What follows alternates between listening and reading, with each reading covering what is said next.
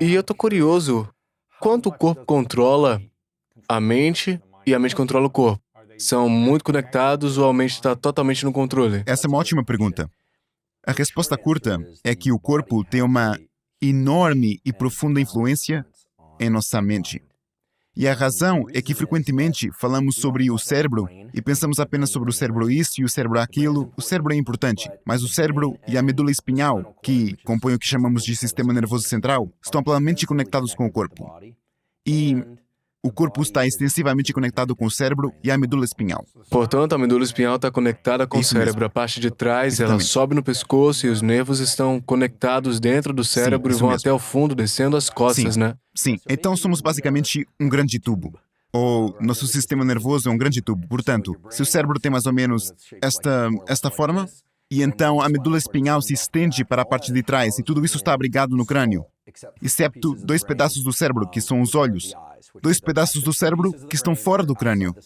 Os olhos são parte do Eles são cérebro? absolutamente uma parte do cérebro. Eles são o sistema nervoso central. Portanto, são os olhos, o cérebro e a medula espinhal. Tá tudo Estão todos conectado. conectados. E assim, se você tirasse isso do corpo, eles estariam conectados da É isso mesma mesmo. forma. Eles são contíguos. São apenas uma unidade. São uma É peça. isso mesmo. E às vezes as pessoas me perguntam isso e dizem que os olhos não fazem parte do cérebro. Bem, então isso significa que a medula espinhal também é parte do cérebro. Eu vou ser realmente claro, isto não é semântica. Há um programa genético que garante que no início do desenvolvimento, durante o primeiro trimestre, quando estávamos todos na barriga da nossa mãe, e as retinas neurais e os olhos foram empurrados para fora do crânio. E a razão pela qual você tem esses olhos fora de seu crânio é para que você possa avaliar as coisas a uma grande distância de você, certo? Porque, caso contrário, tudo teria que estar em contato com você. Outros animais fazem isso principalmente usando o olfato. Nós somos muito movidos visualmente. Portanto, muito do nosso genoma é dedicado à visão e à compreensão do que está acontecendo a uma grande distância de nós. Isso nos proporcionou uma enorme vantagem evolutiva. Para sobreviver. Para sobreviver, porque quanto mais eu posso antecipar acontecimentos à distância, mais controle eu tenho do meu ambiente, como dia e noite, mas também quando objetos estão vindo até mim, ou coisas que eu quero caçar e matar, ou pense em comportamento de acasalamento e de caçador-coletor. Tudo isso, avaliando rostos e expressões faciais, sem realmente ter que entrar em contato com as pessoas, proporciona uma enorme vantagem evolutiva. Mas quero ter a certeza que estou respondendo completamente à sua pergunta. O sistema nervoso inclui o cérebro, que agora sabemos que inclui também os olhos, a medula espinhal, e depois o que é chamado de sistema nervoso periférico, todas as conexões com o corpo. E cada órgão do nosso corpo, nosso coração, diafragma, pulmões, baço, fígado, tudo isso é como dizemos, inervação, recebe conexões E é nervosas. conectado ao cérebro? Isso mesmo, a partir do cérebro e da medula espinhal. Tanto que, se separarmos tudo e ficarmos apenas com o sistema nervoso, e se pudéssemos vê-lo aqui na mesa à nossa frente, ele pareceria um ser humano. Haveria uma conexão em todos os níveis. Você seria capaz de dizer o que é o dedão do pé, o que é o mindinho, onde ficaria o coração, porque é quase uma silhueta de todo o nosso corpo. E, assim, quando pensamos no sistema nervoso, é realmente importante que as pessoas entendam que o sistema nervoso é tudo isso, cérebro e corpo e todas essas conexões. Há muitos anos, existem debates sobre o que é a mente, o que é o cérebro, etc., o problema mente-corpo, tudo isso.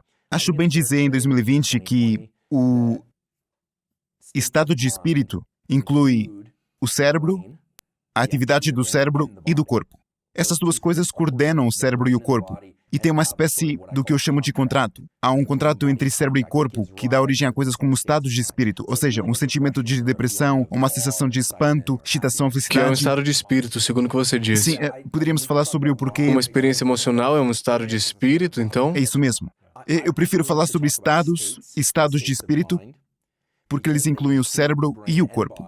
Portanto, ao dizer mente, não me refiro apenas ao cérebro. Eles incluem cérebro e corpo. E também porque... Então, quando você diz, desculpa interromper, mas o cérebro e o corpo significam pensamento e Sim, sentimento? você está fazendo as perguntas-chave. As emoções são muito difíceis de descrever de uma maneira objetiva, enquanto os estados têm certas propriedades que nos permitem estudá-los em diferentes laboratórios e de um experimento para o outro. Interessante. Então, algumas pessoas podem já ter ouvido isso antes, mas o cérebro faz realmente 5 coisas. Nós temos a sensação, Sim. ou seja, estamos constantemente sendo bombardeados com ondas sonoras, luz, cheiros e coisas assim. Essas coisas são contínuas e não se pode negociar isso. Você tem esses receptores em seu corpo que te permitem avaliar essas coisas. Uma tartaruga marinha tem uma magnetorrecepção. Ela pode navegar por campos magnéticos. Nós não podemos fazer isso, mas elas podem porque sentem. igual a visão infravermelha em uma víbora. Se você não colocar óculos de visão noturna, você não consegue fazer isso. E depois há a percepção, que são as sensações de que você está prestando atenção. Então, ao escrever com sua caneta, se eu disser como senti essa caneta em sua mão, você vai começar a reparar. Mas a sensação sempre esteve presente. Esses receptores sempre a sentiram. Então a sensação é o fato da gente sentir e a percepção é uma interpretação dessa sensação? Então eu diria que as percepções estão onde está a sua atenção. As sensações que você está analisando. E então você tem pensamentos, e os pensamentos ficam um pouco complicados para nós, porque são um pouco abstratos.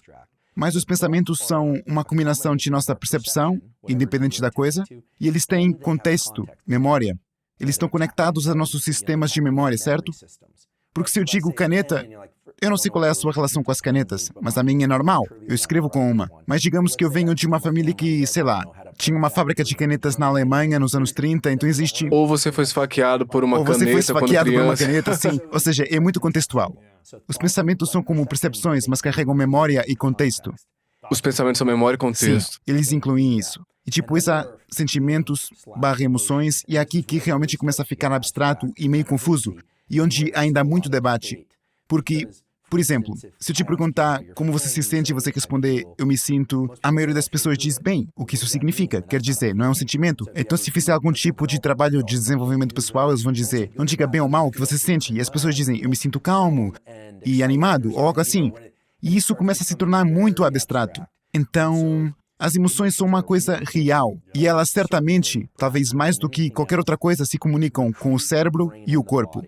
Quando nos sentimos deprimidos, temos certas posturas. Sentimos em nosso intestino, em nossos membros, podemos sentir cansaço, sentir ansiedade. E para que as emoções sejam realmente o que você capta dessa mente, o cérebro e o corpo se contraem em um relacionamento muito, muito intenso. E depois a quinta coisa são as ações. E o que eu adoro nas ações e comportamentos é que elas são muito concretas. Você está escrevendo com a sua caneta agora, estou falando, estou movendo as minhas mãos, você pode medir essas coisas, você pode analisá-las, não sabemos exatamente quais são os caminhos neurais. Portanto, temos sensação, percepção, emoções e ações. E pensamentos, Então, claro, por baixo de tudo isso você tem lembranças, e as pessoas sempre gostam de citar a intuição. Elas sempre dizem, essa é esta coisa, e a intuição. Nós poderíamos falar de intuição. Mas a razão pela qual eu gosto de falar sobre estados e a razão sobre a qual estudamos os estados no meu laboratório é que os estados têm duas propriedades que são fáceis de estudar em comparação com as emoções. E isso é o quanto eles são difundidos, ou seja, o quanto são duradouros. Os estados tendem a ter um começo, um meio e um fim, enquanto que as emoções é como se tivessem mais em combinação. Os estados são mais como as cores primárias, das quais você mistura todas e então recebe todas as emoções. E a outra coisa é que eles têm uma intensidade que nós podemos medir. Você pode ter um estado de alerta, ou muito sonolento, ou adormecido. E você pode dizer de 1 a 10 como você se sente neste estado? É isso mesmo, e nós podemos Ou quanto essa medi-lo. experiência... Sim, e podemos relacioná-lo com coisas como frequência cardíaca, sua variabilidade, respiração, suor, níveis de atividade neural em áreas do cérebro que controlam a vigília. Então, eu adoraria ser o primeiro a poder dizer que em meu laboratório estamos estudando ou que um dia estudaremos o espanto, suas trajetórias e todas essas coisas. Mas elas estão além de onde podemos chegar agora. Penso que com a tecnologia atual, podemos entender os estados e a partir daí, acredito que podemos fazer uma grande diferença em certas questões de saúde mental, otimizar o desempenho em certas comunidades que estão tentando fazer isso agora.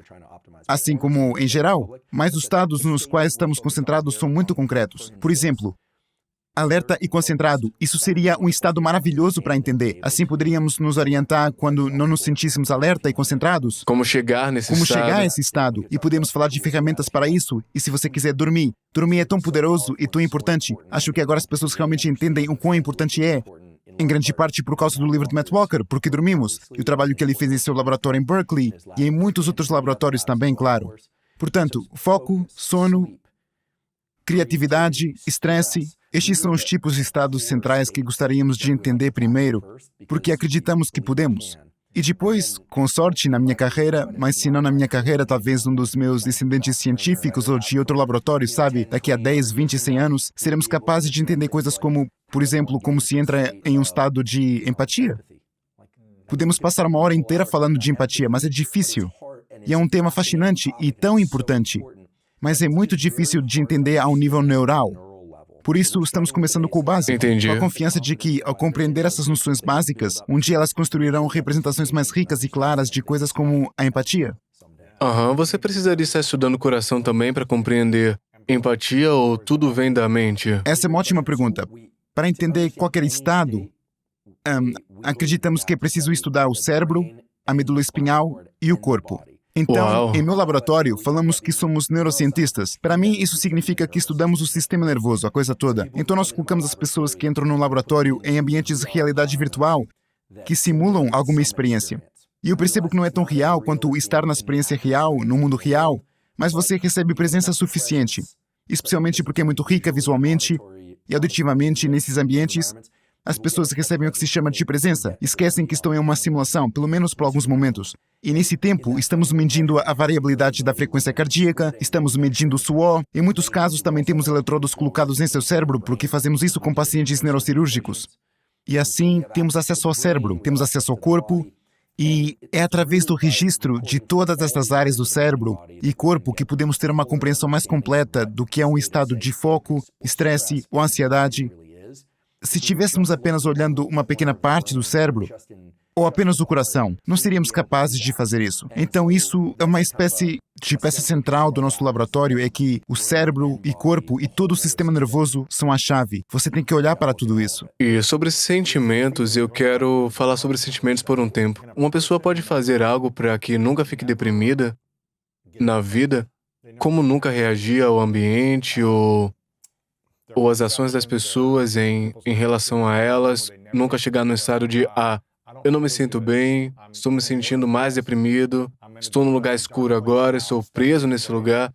Tem uma maneira da gente se defender contra esses fatores negativos e emoções negativas, ou será que a gente precisa dela para poder ter contraste Sim. na vida? Bem, há uma espécie de dois pontos de vista sobre isto. Vou dizer a minha, depois de explicar ambas. Uma que estes estados, acho que estou automaticamente chamando coisas como depressão de estado de espírito e corpo. Então, quando eu digo estado de espírito, quero dizer cérebro e corpo. Porque seu corpo está sentindo, então, é como se o cérebro estivesse conectado ao Certo. corpo, então você está internamente pensando, eu tô deprimido, não me sinto bem, estou triste, solitário, não sou bom o suficiente. O corpo vai reagir a esse pensamento Exatamente. também, como se o corpo fosse manifestar o que a mente está dizendo, né? Exato.